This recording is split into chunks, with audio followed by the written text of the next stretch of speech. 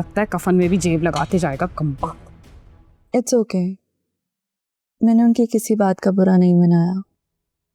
नहीं, but still मुझे बहुत बुरा लगा। मामा को इतना रूड नहीं होना चाहिए था तुमसे।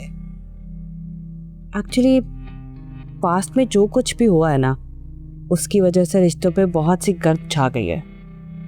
आई अंडरस्टैंड, लेकिन शायद अगर मेरी मामा होती तो वो आपको देखकर ऐसे ही रिएक्ट करती, इसलिए मैंने इस बात को सीरियसली नहीं लिया। Don't worry. Thank you, actually तुम बहुत अंडरस्टैंडिंग हो। अच्छा listen, if you need anything from Dubai तो तुम अरहम को टेक्स्ट कर देना, वो आते हुए लेते आएंगे। नहीं नहीं, थैंक यू सो मच, मुझे कुछ नहीं चाहिए। Okay, bye.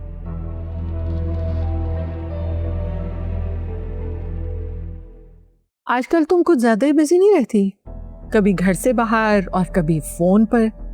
किससे बात कर रही थी अभी? मामा साशा की कॉल थी, उसी से बात हो रही थी। तुम्हें मैंने मना किया है ना कि इस लड़की से दूर रहो, मत इतनी लिफ्ट कराया करो।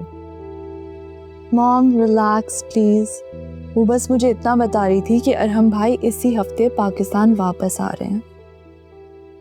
ओह वाओ, और तुम इस बात पर खुश हो रही हो कि उसने बजाय अपनी मॉम को और बहन को बताने के अपनी बीवी को बताना मुनासिब समझा। वाह मामा, आपको तो इस बात पर खुश होना चाहिए। आप भी तो यही चाहती थी ना कि अरहम भाई किसी हाल पाकिस्तान आ जाए और अपना बिजनेस देखें। लेकिन वो मेरे कहने पर नहीं, अपनी बीवी के कहने पर आ रहा है। तुम इस बात को समझ सकती हो? All that matters to me is that Arham भाई वापस आ रहे हैं, और बाकी जो आपकी फैमिली पॉलिटिक्स है ना, उससे मुझे दूर रखें प्लीज। What? पॉलिटिक्स मैं करती हूँ? अच्छा, तो वो कौन था जिसने जारून से शादी करने से मना किया था? और फिर वो कौन था जिसने अपने भाई की मैरिड लाइफ को बर्बाद कर दिया, कोशिश की बर्बाद करने की?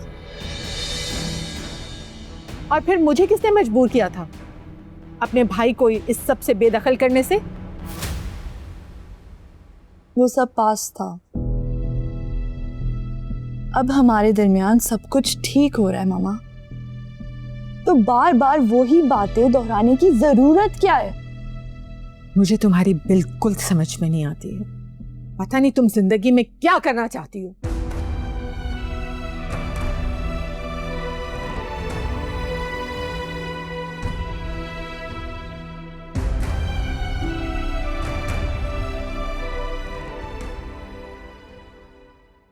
पता नहीं कहाँ रह गई हैं भाभी, ये मरवाएंगी आज मुझे।